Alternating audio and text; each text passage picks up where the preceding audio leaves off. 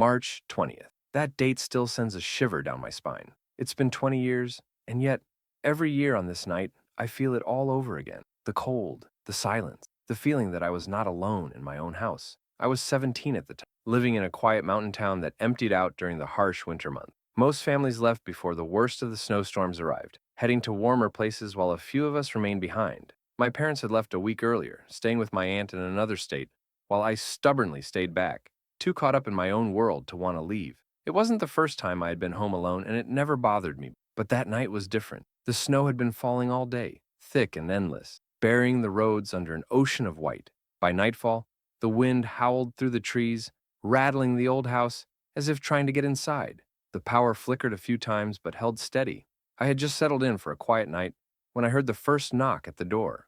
A slow, deliberate knock. 3 times. I froze. No one should have been out in that storm. The nearest neighbors were a good mile away, and even then, I doubted anyone would be visiting at this hour. I waited, straining my ears for any sound outside, but all I heard was the wind. Maybe it was just the storm playing tricks on me. Then it came again. 3 knocks, slow, even. I hesitated before walking to the front door, my breath tight in my chest. The porch light was already on, casting a dim glow over the swirling snow, but as I peered through the peephole, my stomach turned to ice. There was no one there. The porch was empty, no footprints in the snow, nothing. I stood there for what felt like forever, listening. The wind howled, pushing the snow in every direction, but beyond that, nothing. Just silence. Swallowing hard, I locked the door and stepped back, shaking my head at my own nerves. Then the phone rang. The sound made me jump. I nearly tripped, rushing to the kitchen to grab it. My best friend Caleb was on the other end. His voice was tense, almost frantic. "Elias, don't open the door." His words hit me like a brick. I tried to laugh it off. "What? How do you even know?" "Just do." He cut me off, his breathing heavy. "Just don't answer, no matter what you hear." A chill ran my spine. Caleb wasn't the type to mess around, and something in his voice made my skin crawl. I tried to get him to explain, but the call suddenly cut out. The power flickered again. The house groaned against the wind, the temperature seemingly dropping even lower. And then, from the living room, I heard it. Whispers, software faint, almost too quiet to hear. I turned, every hair on my body standing on end. The living room was empty, just the flickering glow of the lamp casting shadows against the walls. But the whispers didn't stop. They grew clearer. A voice. My name. "Elias." I backed away. My heart was pounding, my breath coming in short gasps. I wanted to believe it was the wind, or maybe some weird trick of the house settling, but I knew better. Then came the third knock, louder, more insistent. The whispers stopped. The house was silent. I turned back toward the door, my body frozen in place. This time, I didn't look through the peephole. I didn't want to see what was waiting outside. The doorknob rattled. I stumbled back, barely choking down a scream. Something was trying to get in. The knocks grew louder, harder, almost like someone or something was slamming against the wood. Then, just as suddenly as it started, it stopped. Silence. My phone buzzed again. A text from Caleb. "It's not too late. Get out of the house. Now." I was shaking. My mind raced. The roads were buried in snow. My car wouldn't make it anywhere, but I couldn't stay here. Then I heard something that nearly stopped my heart. A soft creak. The sound of a door opening, but not the front door. It was inside the house. Something had gotten in. I grabbed a knife from the kitchen drawer, my hands ice cold and trembling. The hallway leading to the bedrooms stretched before me. Too dark, too quiet. The air felt wrong, heavy, suffocating. Then I saw it. A figure standing at the end of the hallway, tall, motionless, its face hidden in the shadows. I couldn't breathe. Slowly it tilted its head. The way it moved, not human. The whispers returned, surrounding me, my name over and over, voices too many to count. I ran. I don't remember unlocking the back door. Don't remember crashing through the snow. Don't remember how I made it to Caleb's house miles away. All I know is I never went back. My parents had to return to pack up our things. They found the house untouched, nothing broken, nothing missing, except for one thing. The inside of the front door. Scratched into the wood, deep and jagged, were 3 words. "Let me in." That was 20 years ago. I moved away, started a new life, tried to forget. But every year, on March 20th, the nightmares return. And tonight, there was a knock at my door. 3 times. Slow, deliberate. March. I used to love this time of year. The last grip of winter slowly fading, the promise of spring hanging in the air. But that was before. Before I knew what lurked in the cold. Before I learned that some things never truly leave. It started when I was 18, living in a small cabin deep in the woods. My parents had bought the place as a winter getaway, but they rarely used it. That year, they let me stay there alone, giving me space before I started college. I thought it would be peaceful, a break from the noise of the city, a chance to clear my mind. I was wrong. The cabin was isolated, miles away from the nearest town. Snow had fallen heavily that year, covering the trees in thick white blankets, making everything feel muted, lifeless. At night, the silence was suffocating. No cars, no voices, just the wind, whispering through the trees like it carried a secret meant only for me. One night, as I sat by the fireplace, lost in a book, I heard it. A knock, software distant. I frowned, glancing toward the door. Nobody was supposed to be out here. No one knew I was staying alone. The nearest road was buried in snow, and I hadn't seen another soul in days. Then, it came again, closer this time. Knock, knock, knock. It wasn't at the door. It was at the window. My stomach tightened. Slowly, I turned my head toward the glass, my breath hitching in my throat.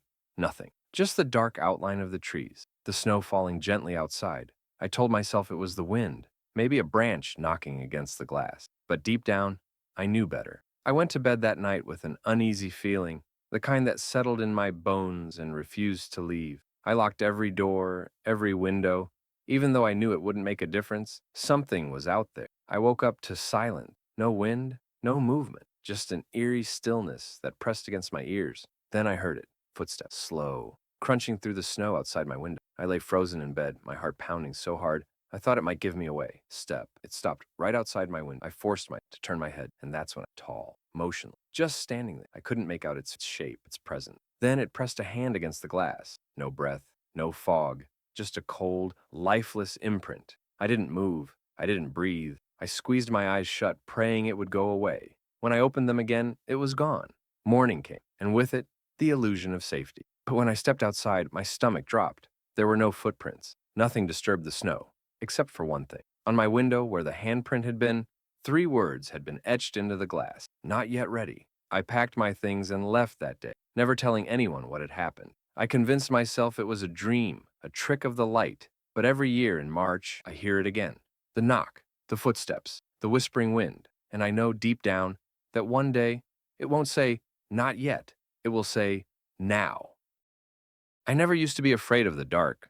Growing up in the countryside, surrounded by endless fields and thick forests, I learned early on that the night was nothing to fear. It was just the absence of light. Nothing more, nothing less. But there are things in the dark that don't need light to see. Things that wait, watching, silent, patient. I learned that one night in March. I was house-sitting for my uncle while he was away on business. His home was old, standing alone at the edge of a dense forest, the nearest neighbor nearly a mile away. It was a beautiful house during the day, filled with antique furniture and the scent of aged wood, but at night it felt different. It was the kind of house that creaked when no one was moving, the kind where shadows stretched too far, where you sometimes caught movement in your peripheral vision but saw nothing when you turned your head. The first 2 nights were uneventful. I spent my time reading, watching movies, and enjoying the solitude, but on the 3rd night, everything changed. It started with a sound, a low, rhythmic tapping. At first, I thought it was the old pipes settling, but as I listened, I realized it was too precise. Deliberate. Tap, tap, tap. I muted the television, my pulse quickening. The sound was coming from the window, the living room. Slowly, I turned my head, expecting to see a branch swaying in the wind. Instead, I saw a face, pale, expressionless, pressed against the glass. Its eyes were black, not like dark-colored irises, but solid black, voids that swallowed the dim light from inside the room. I couldn't move. I couldn't breathe. Then it smiled, a wide, unnatural grin that stretched too far, as if its skin was struggling to contain it. The tapping could tap, tap. But the thing wasn't moving. Its fingers weren't touching the glass. The sound was coming from inside the house, behind me. I spun around, my heart slamming against my ribs. The room was empty. No one was there. When I turned back to the window, the face was gone. I didn't sleep that night. Every sound, every creak of the old house made my skin crawl. I locked every door, every window. But deep down, I knew it wouldn't matter. By morning, I convinced myself it was just my imagination, lack of sleep, the eerie atmosphere of the house, my mind playing tricks on it. Then, I found the footprint inside, leading from the window to where I had been sitting. I left that house and never went back. My uncle never mentioned anything strange when he returned, and I never told him what happened. But every March, without fail, I wake up in the middle of the night to the sound of tapping. Tap, tap, tap. And I know no matter where I go, it knows where to find me. I never thought much about the old well behind my grandmother's house. It had been there for as long as I could remember, covered with a rusted iron lid, the bricks cracked and weathered from time. Never go near it, my grandmother warned me every time I visited, not even in the daylight. I always listened, not because I believed her stories, but because something about that well felt wrong. The air around it always seemed colder. Birds never perched near it. Even the stray cats that roamed the property avoided it, their eyes wide with something close to fear. Then March came, and everything changed. My grandmother had passed the previous winter, and my family was cleaning out her house to sell it. I hadn't been back in years, but as soon as I stepped onto the property, I felt it, the weight in the air, the thick, unnatural silence. I tried to ignore it, chalking it up to grief and old memories. But as night fell, I heard it, a voice, software faint, calling my name. I froze, my blood turning to ice. The sound wasn't coming from the house. It was coming from outside, from the well. I didn't want to look. Every instinct screamed at me to walk away, to pretend I hadn't heard anything. But my feet moved on their own, carrying me through the overgrown grass until I was standing right beside it. The iron lid was gone. A chill ran down my spine. I knew no one had moved it. My parents had been inside all night, and the thing was too heavy for an animal to shift. But now, the dark mouth of the well gaped open, the air around it thick and damp. I peered inside, my breath hitching in my throat. At first there was nothing but darkness. Then, as my eyes adjusted, I saw it. A figure, far below, at the very bottom of the well. It was pale, motionless, its head tilted upward as if staring directly at me. Then it smiled, a slow, unnatural grin stretching across its face. I stumbled backward, my heart hammering. Dirt crumbled beneath my feet, and for a terrifying second, I thought I was going to fall in. But then, the whisper came again. Come closer. I ran. I didn't stop until I was inside, locking the door behind me, my lungs burning. My parents asked what was wrong, but I couldn't speak. I just shook my head and, refusing to look out the window, refusing to listen to the whispers that still echoed in my ears. We left the next morning, but before we drove away, I glanced at the well one last time. The iron lid was back in place. But as we pulled onto the road, I saw something in the rearview mirror, a figure standing by the well, watching me leave and smiling. There's something about March that feels off, like the air holds onto winter just a little too long, as if the cold doesn't want to let go. I never really thought about it, but now, every time March rolls around, I remember that night. It happened when I was 19, working the late shift at a small diner off the highway, the kind of place truckers and night owls stopped at for bad coffee and greasy food. It wasn't a bad job, boring mostly, but quiet. Until that night. It was around 2 a.m., and the place was empty except for me and the cook, Dave. He was in the back cleaning up while I wiped down the counters, counting the minutes until my shift ended. The old radio crackled in the background, playing some slow, twangy song that only made the silence feel heavier. Then, the bell above the door jingled. I looked up, expecting a half-asleep traveler or some local stumbling in from the cold. Instead, a man stepped inside, tall, too tall. His frame was thin, almost stretched, his arms hanging at his sides like they didn't belong to him. His skin was pale, his eyes dark and sunken, like he hadn't slept in years. But the worst part was his smile. It was wide, too wide, like someone had carved it onto his face and left it there. Cold night, he said, his voice slow, deliberate.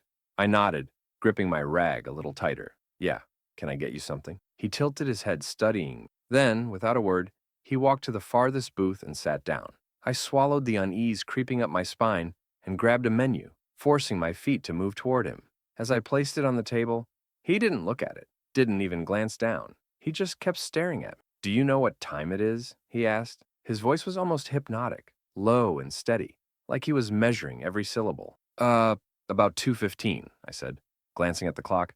The man's smile twitched. Not yet. A cold shiver ran through me. Not yet. What? He didn't answer. Just kept smiling, his fingers tapping against the table in a slow, rhythmic pattern. Tap, tap, tap.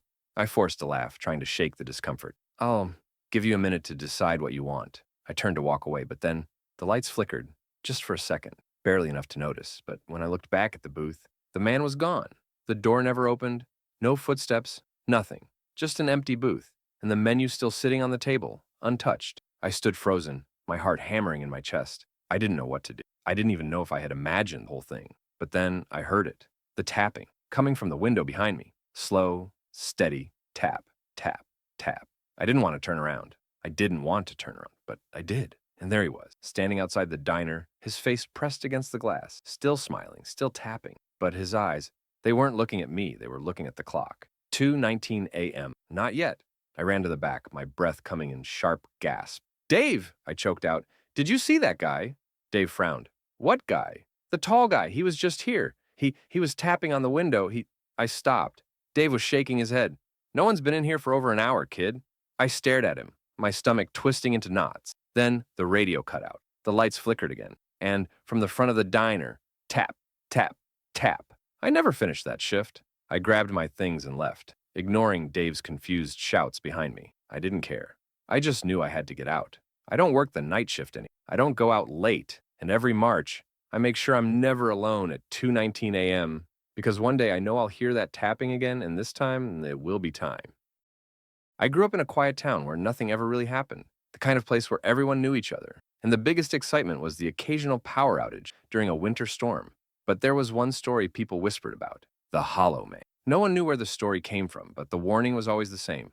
Don't look out your window at night in March. As a kid, I thought it was just some ridiculous superstition, another one of those old town legends meant to scare children into behaving. Then I saw him. I was 17, home alone for the weekend while my parents visited my aunt in another state. It was cold that night, the wind howling through the trees, rattling against the old window panes. I was in my room, half asleep, when something woke me. A sound, faint, slow, tap, tap, tap. I blinked, still groggy, my heart beating a little too fast. I sat up listening. Tap, tap, tap. It was coming from the window. My breath hitched. My bed faced the window directly, but my curtains were closed. I told myself it was just a tree branch, the wind, anything but what my mind was starting to suggest. Then the tapping stopped. For a moment, I sat there, waiting, barely breathing. Then, against every instinct screaming at me to stay still, I reached out and pulled the curtain back, and he was there, standing just outside my window. Tall, too tall. His body was thin, almost skeletal. His skin stretched too tight over his frame. His head was tilted at an unnatural angle, as if he were studying me. And his face, it was hollow. Not featureless, not masked, hollow. Like something had carved out where his eyes, nose, and mouth should have been, leaving only a gaping black void.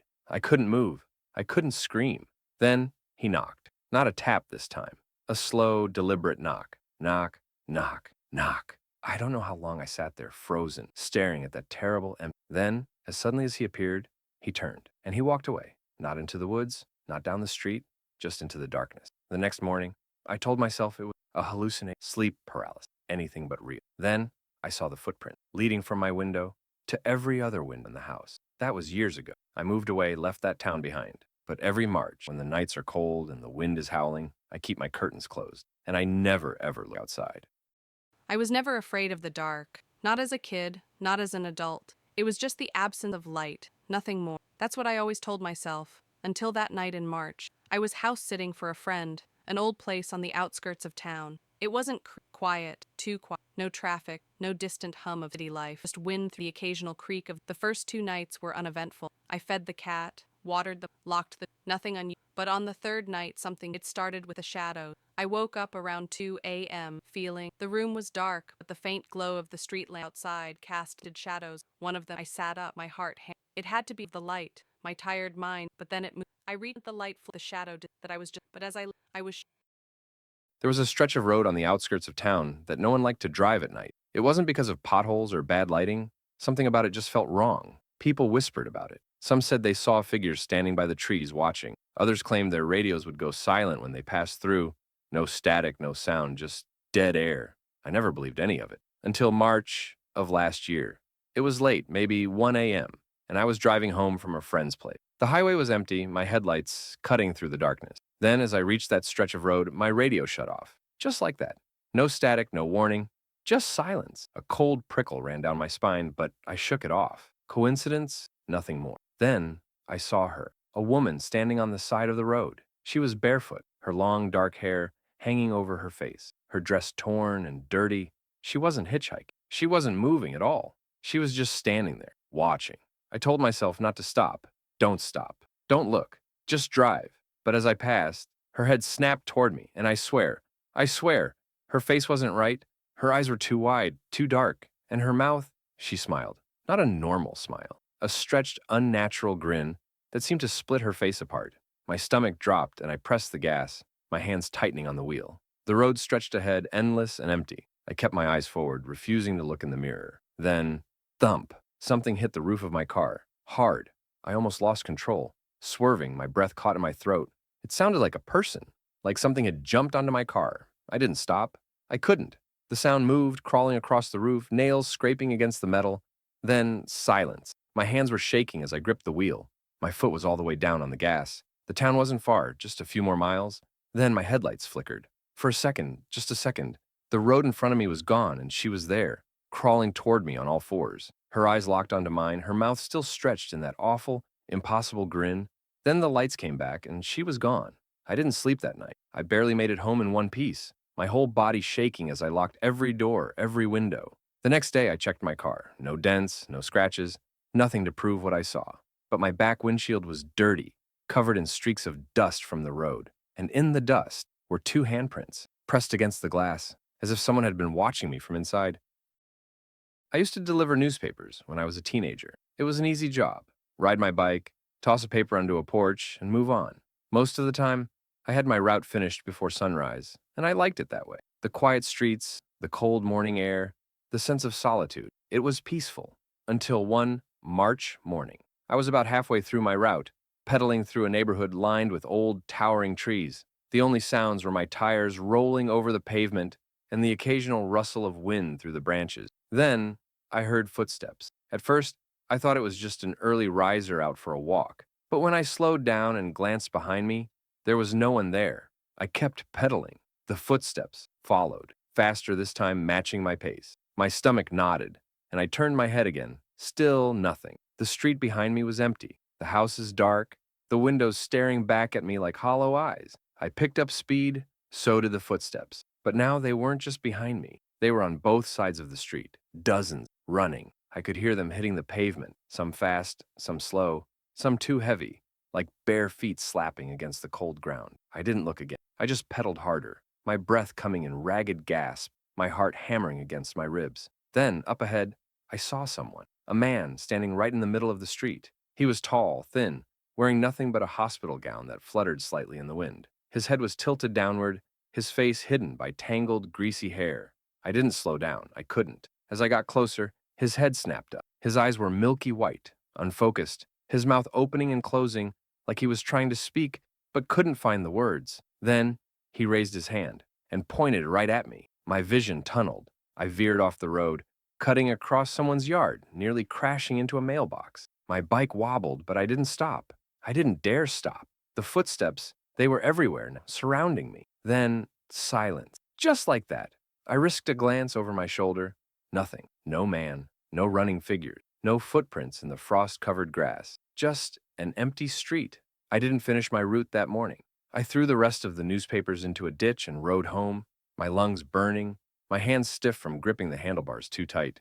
I quit the job a week later, but sometimes when I'm out late at night, I still hear the footsteps, and I never look back. I grew up in a small town where nothing ever really happened, the kind of place where people left their doors unlocked and kids rode their bikes until sunset without a care in the world. But there was one house, the Holloway house, that no one ever went near. It had been abandoned for decades, its windows shattered, its walls covered in creeping vines. People whispered about it, said it was cursed, that if you went inside, you wouldn't come out the same. I never believed in ghost stories until one night in March. My friends and I were hanging out when someone, probably Jason, always the reckless one, suggested we explore the Holloway house. Just to prove we weren't scared?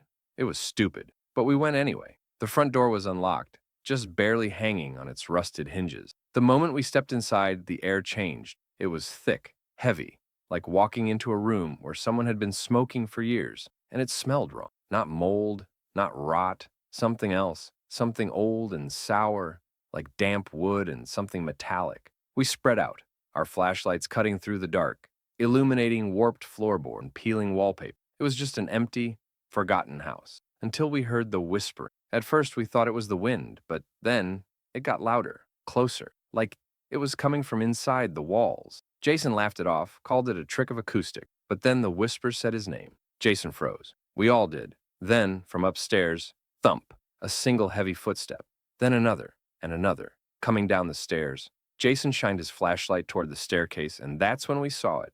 A figure standing halfway down, tall, too tall. Its limbs were long and thin, its body hunched in a way that made my stomach twist. But its face, it didn't have a face, just black, hollow pits where its eyes should have been. And it was smiling. Jason screamed. We all did. Then it moved, not down the stairs, not toward us. It crawled. up the walls, onto the ceiling, its fingers digging into the wood like an insect as it scuttled toward us. We ran. We didn't stop until we were back outside, gasping, shaking. The house was silent behind us. No whispers, no footsteps. But before we could leave, Jason gasped. His flashlight was still pointed at the doorway. And in the darkness, just beyond the threshold, a hand pressed against the wood. Fingers too long, too thin. Jason dropped the flashlight and we ran. None of us spoke about it again. We just pretended that night never happened. But sometimes when I walk past that house, I swear I see someone standing in the upstairs window, watching, waiting. I was never afraid of elevators. Not until that night in March. I was coming home late from work, exhausted and half asleep, when I stepped into the elevator of my apartment building. It was old, the kind with flickering lights and a slight shudder whenever it moved. But it got me where I needed to go, usually. That night, something felt off. The doors closed with a dull clang, and I pressed the button for the 7th floor. The elevator jolted, then began its slow, creaking ascent. Then, somewhere between the 3rd and 4th floors, it stopped. The lights flickered and the entire cabin shuddered violently before going still. I exhaled sharply, telling myself it was just a glitch. This elevator had stalled before. I pressed the emergency button. Nothing. I checked my phone, no signal. Then, from the speaker above me, came a voice. Going up? My breath hitched. The voice was soft, almost amused. But here's the thing. I was alone. I stepped back, my pulse quickening. The elevator didn't move. The air felt thick, heavy. I reached for the emergency button again when, you shouldn't be here. The voice was right behind me. I spun around, slamming my back against the cold metal wall. The elevator was empty, but something was wrong with the mirror. It took me a second to notice, but when I did, my stomach twisted. My reflection wasn't moving. I lifted my hand. My reflection stayed perfectly still. Then, slowly, it smiled. Not my smile. Something wider, unnatural. Then it stepped forward. I couldn't move. I couldn't breathe. My own reflection was stepping out of the glass, its head tilting in a way that made my bones ache. The lights flickered again, and in the brief flashes of darkness, I saw more than just my reflection. I saw them. Dozens of twisted, grinning figures pressing against the mirror's surface. Their hollow eyes locked onto me. The elevator dropped. I felt the lurch in my stomach, the weightlessness of sudden descent. The lights flickered faster, and with each flash, the figures moved closer. By the time the elevator slammed to a stop, my knees buckled. The doors slid open. I didn't wait. I ran. I didn't stop until I was inside my apartment. The door locked, every light on. My hands were shaking as I checked my reflection in the hallway mirror. Normal, except there was a smudge on the glass, like a handprint from the inside. I had never been afraid of laundromats until that night in March. It was just past midnight, and I was the only one there. The place was small, dimly lit, with rows of old machines that hummed softly as they tumbled clothes. I had my headphones in, scrolling on my phone, waiting for my last load to finish. Then I noticed something strange. One of the dryers was spinning. I hadn't put anything in it. No one else was here. But the drum inside was slowly turning, its glass door reflecting the flickering fluorescent light above. I took out my earbuds, listening. The laundromat was silent, except for the low, mechanical whir of the machines. Then, from inside the dryer, a thump, like something knocking from the inside. My mouth went dry. The knocking came again, harder this time. I took a step back, my heartbeat hammering in my ears. Then, the dryer stopped. The door slowly creaked open, and something rolled out. It hit the floor with a soft, wet thud. It was a sock, a single soaking wet sock, twisted and stretched as if it had been pulled from something or someone. I stared at it, my skin crawling. Then, I saw the reflection. In the dryer's glass door, there was something behind me. A figure, tall, thin, its arms too long, its fingers curled against the edge of a washing machine. Its face, it had no face, just smooth, pale skin where its features should have been, and it was watching me. I turned. Nothing was there. But when I looked back at the dryer, the sock was gone. I grabbed my clothes, still damp, still warm, and ran out of there, my breath coming in ragged gasps. The next morning, I told myself it was exhaustion, a trick of the light. But when I emptied my laundry basket, I found something that didn't belong to me. A single soaking wet sock. And inside it, something small, something hard. I turned it over in my palm and my stomach twisted. It was a tooth.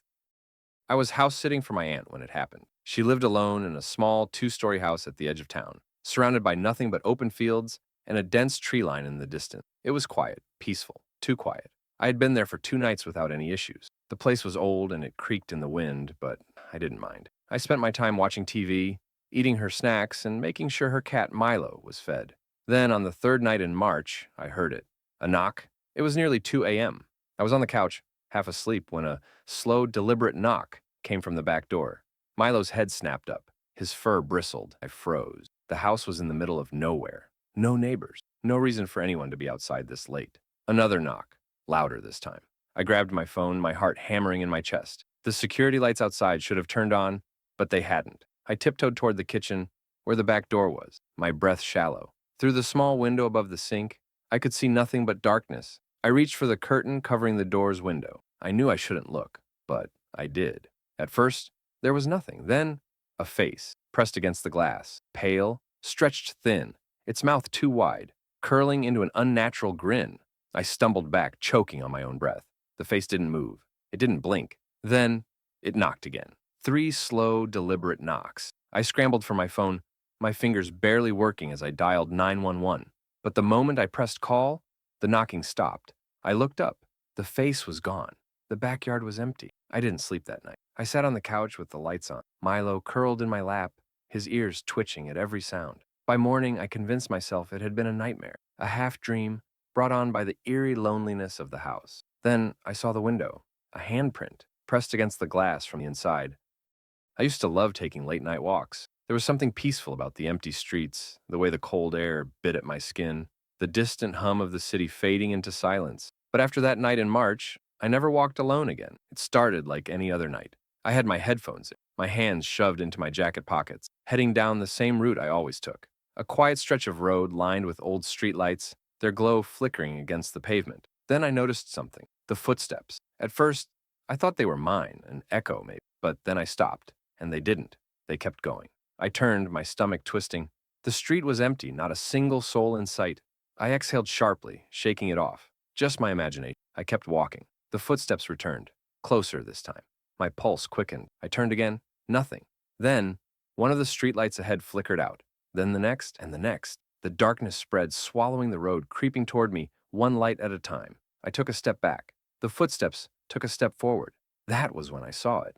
A figure, standing just beyond the last working streetlight. Tall. Too tall. Its limbs were long and stiff, its head tilted at an unnatural angle. And it wasn't moving. It just stood there, watching. The final streetlight buzzed, flickering wildly. My breath hitched. Then, darkness. Every light went out. I spun, my heart pounding, sprinting back the way I came.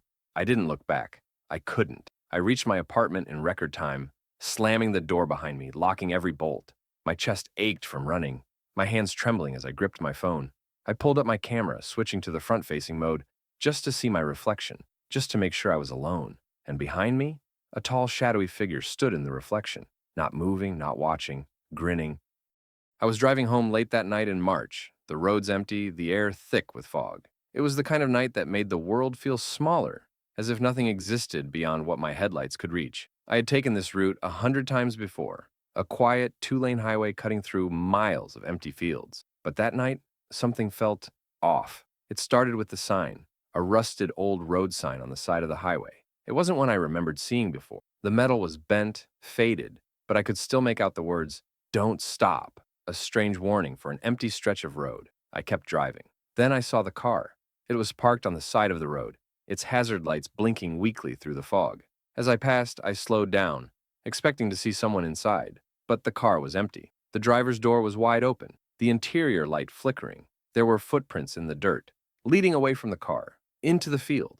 I don't know why, but my chest tightened. Something about the scene felt wrong. Then I saw the figure, standing just beyond the reach of my headlights, tall, motionless, staring. I pressed the gas, hard. As I sped up, I glanced in the rearview mirror. The figure was closer. I hadn't heard footsteps, hadn't seen it move, but it was closer. Panic gripped me. My hands tightened on the wheel. I kept my eyes on the road, heart hammering in my chest. Then, a thump. Something hit my roof. I nearly lost control of the car. My knuckles went white as I struggled to keep it steady.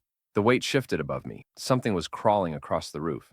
I didn't dare look. I just drove. Faster, faster. Then, silence. The weight lifted. The road stretched on before me, empty once more. The fog had thinned, and in the distance, I saw my exit. I didn't stop driving until I was home, safe inside, every door locked. My breathing was shaky, my skin cold with sweat. And then, my phone buzzed, a single notification from an unknown number. "You should have stopped."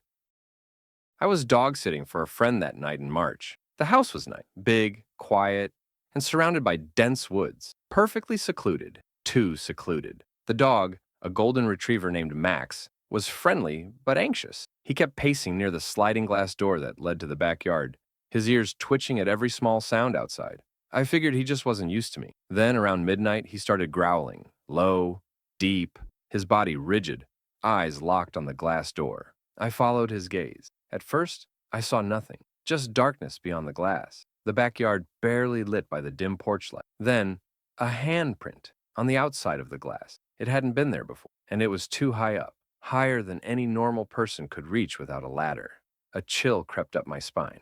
My hands clenched into fists. Slowly, I reached for my phone. That's when Max whimpered.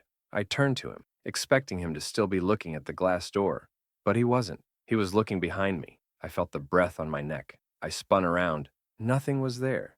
The room was empty. The only sound was Max's uneasy panting. My chest tightened as I turned back toward the door. The handprint was gone. I tried to laugh it off, convincing myself I was just imagining. The isolation was getting to me. But then, from somewhere inside the house, I heard footsteps, slow, deliberate, coming from upstairs. I wasn't alone. Max growled again, this time toward the staircase. My pulse thundered in my ears as I reached for the nearest object, a heavy lamp, my only weapon. The footsteps stopped. Then, a creak, the sound of something shifting at the top of the stairs. I took a shaky breath and whispered, "Hello?" No answer. Then, the light in the hallway flickered, and I saw it. A shadow. Not a person. Something taller. Its limbs were long, its head twisted at an unnatural angle, watching me. I didn't stay to see what it would do next. I grabbed Max's leash, yanked the front door open, and ran. The moment I stepped outside, the house behind me went completely dark. No lights, no sound, as if it had been empty all along. But before I left, I glanced back once, and in the upstairs window, I saw a hand press against the glass, then another, until the entire window was covered in grasping, reaching hands. I was working the night shift at a gas station that March. The place was old, isolated, and barely saw any customers past midnight. Just me, the flickering neon sign outside, and the endless stretch of highway disappearing into darkness. At around 2 a.m., a car pulled up. Not just any car, a police cruiser. I sat up straight, watching as the door slowly opened, but something was wrong. The cop didn't step out. He just sat there. The headlights beamed through the glass, blinding me. I waited, expecting him to get out, maybe grab a coffee or ask about the night, but he didn't move. I stepped outside, the cold air biting at my skin. The engine was running, but the driver's seat was empty. The door was open. The radio crackled. I hesitated before leaning in slightly. The police radio was hissing with static, but underneath it, I could make out something faint, breathing, heavy, raspy breathing. Too close. I turned fast, expecting to see someone behind me. Nothing. The highway stretched into the night, empty and still. Just the wind whispering across the pavement. I turned back to the cruiser. My pulse was racing now. I reached for the radio, my fingers trembling as I pressed the button. "Hello?" My voice came out weaker than I intended. The static cut out. Then, a voice. "Don't turn around." I felt the blood drain from my face. The breath on the other end of the radio was too close. It sounded like it was right behind me. I was frozen. I wanted to run, but I couldn't move. Then, I saw something in the car's rearview mirror. A face. Not mine, not human. Eyes black. Mouth stretched wide in a grin that was too big. Watching me. I did the only thing I could. I ran. I ran inside the gas station, locked the door, and refused to look outside. The security cameras showed the police car still sitting there, engine running, but there was never a driver. And when the car finally drove off on its own, it left no tire tracks. I was staying at a motel that March, just passing through a quiet, forgotten town. The kind of place with flickering neon signs, cracked pavement, and a front desk clerk who barely looked up when I checked in. The room smelled like dust and cheap air freshener. The walls were thin, and I could hear the TV from the next room playing some late-night infomercial. It was just one night. I'd be gone in the morning. At around 1 a.m., I woke up to knocking, not at my door, at the window. My stomach tightened. I was on the second floor. I sat up slowly, my heart thudding in my chest. The motel's curtains were thin, swaying slightly, and through the small gap between them, I saw a shape, a shadow standing outside my window. I couldn't breathe. My mind raced. How? There was no balcony, no ledge. Then, the knocking came again, slow, deliberate. I reached for my phone with trembling hands, but as soon as I unlocked it, a message appeared. "Let me in." No number, no contact name. I nearly dropped the phone. My body was screaming at me to run, to get out of that room, but I couldn't move. Then, the doorknob turned. Not violently, not like someone was breaking in, slowly, like they were waiting for me to let them in. I bolted out of bed, shoving the dresser in front of the door. My breathing was erratic, my skin cold with sweat. Silence. I stared at the door, waiting. The only sound was the hum of the motel sign outside. Then my phone buzzed again. Another message. I'm inside. I didn't turn around. I didn't move. I just stood there, heart hammering, knowing, feeling that something was behind me. And then the TV in the next room shut off, and the knocking started again. Not at the window, not at the door, from inside the closet. I was house sitting for my aunt that March. She lived in a small, quiet neighborhood, a nice place with neat lawns and white picket fences, the kind of place where nothing bad ever happened, or so I thought. The first night was uneventful. I locked the doors, fed her cat, and settled on the couch to watch TV. Around midnight, I turned everything off and headed to the guest bedroom. That's when I noticed something strange. The hallway light was on. I was sure I had turned it off earlier. Shrugging it off, I flicked the switch again and went to bed. At 3:12 a.m., I woke up to a sound, a soft, rhythmic knocking. Not at the front door, not at the window. From inside the house, my breath caught in my throat. I lay frozen, straining to listen. The knocks were slow, deliberate. Knock, knock, knock. I glanced at the cat, curled at the foot of the bed. Its ears were perked, its eyes wide and locked on the bedroom door. I wasn't imagining something. Gathering my courage, I slipped out of bed and crept toward the door. My pulse pounded as I pressed my ear against silence. Then, from the darkness of the hallway, a whisper. I see you. I stumbled back, my heart slamming against my ribs. The cat hissed, darting under the bed. My hands trembled as I reached for my phone. No service. The whisper came again, closer. I see you. The doorknob twisted. I grabbed the nearest thing, a lamp, and braced my. The door creaked open, revealing nothing. The hallway was empty, but the light was on again. I didn't sleep that night. In the morning, I called my aunt, forcing a laugh as I told her about the strange noises. I expected her to brush it off. Instead, she went quiet. Then she said something that still chills me. Oh, you heard it too? I was driving home late that March night, the highway stretching endlessly ahead, swallowed by darkness. It was a lonely road, the kind where you could drive for miles without seeing another car. The air was cold, thick with fog, and my headlights barely cut through it. I was exhausted, eager to get home, but then I saw her, a woman standing on the side of the road. She wasn't waving for help. She wasn't moving at all, just standing there, perfectly still, her long dark hair hanging over her face. She wore a thin white dress, completely out of place in the freezing air. Something in my gut told me to keep driving, so I did. But as I passed, my headlights swept over her, and for a split second, I saw her face. Her eyes were completely black. A chill ran down my spine, and I gripped the wheel tighter, refusing to look in the rearview mirror. I didn't want to know if she was still there, but then my radio turned to static. The volume cranked up on its own, and through the crackling noise, I heard it, a whisper. You should have stopped. My hands shook, my breath coming fast. I slammed the power button, but the radio wouldn't turn off. Then I saw the movement, not in front of me, in the mirror. I didn't want to look. I didn't want to look, but I did, and she was in the back seat. Her face was inches from mine, her black eyes staring through me. Her mouth opened, too wide, too inhuman, and she let out a ragged, gasping laugh. I swerved, nearly losing control of the car. When I steadied myself and dared to look again, she was gone. The radio went silent. The road stretched ahead, empty. But the seat behind me? The seatbelt was buckled, as if someone was still sitting there.